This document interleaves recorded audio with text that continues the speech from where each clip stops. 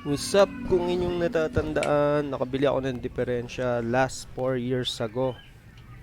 So, masisimulan ko na ulit itong project na to para dun sa ating 3 wheels na motorcycle.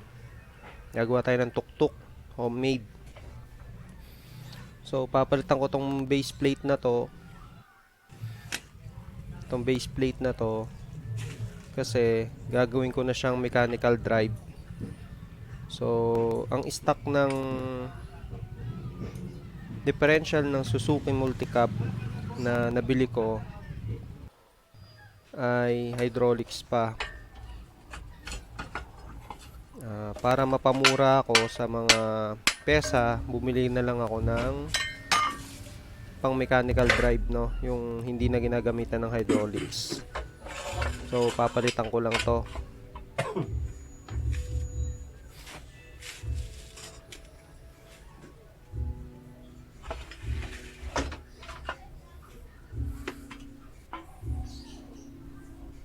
Ang nabili ko online na base plate nitong ating drum brake, ito yun, no, yung tinanggal ko, at ito yung ipapalit ko. So ang sukat niyan ay 180 mm. So 18 cm yan. Nagbaka sakali lang ako na tumama. Ang sinukat ko lang dyan ay yung kanyang drum, 180 mm.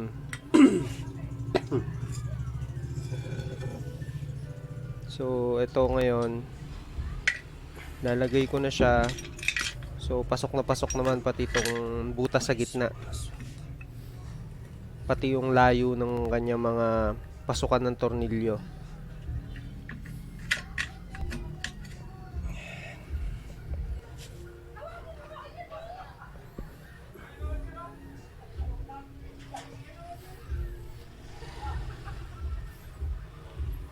So kung napapansin nyo sa mga subscriber ko, no, matagal akong hindi nakapag-upload kasi may mga inuna tayong mga bagay, may mga kailangang unahin na hindi dapat nating pwedeng ipagpaliban.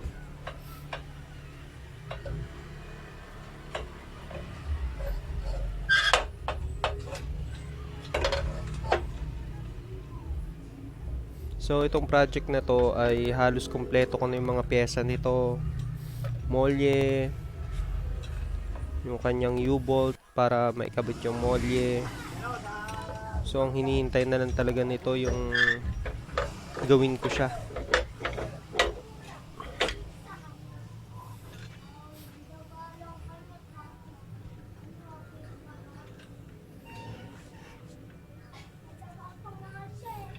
So maasa tayo na sa mga susunod ay tuloy-tuloy yung ating gawa.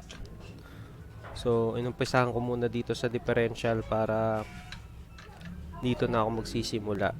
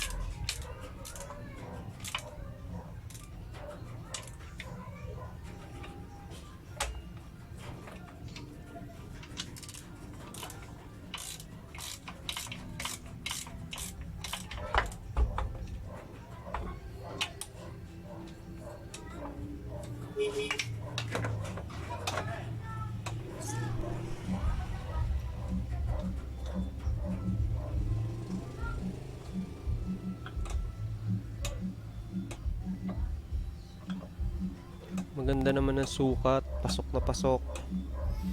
Kaya sana sunod-sunod na ang gawa natin ang ating homemade tuk-tuk.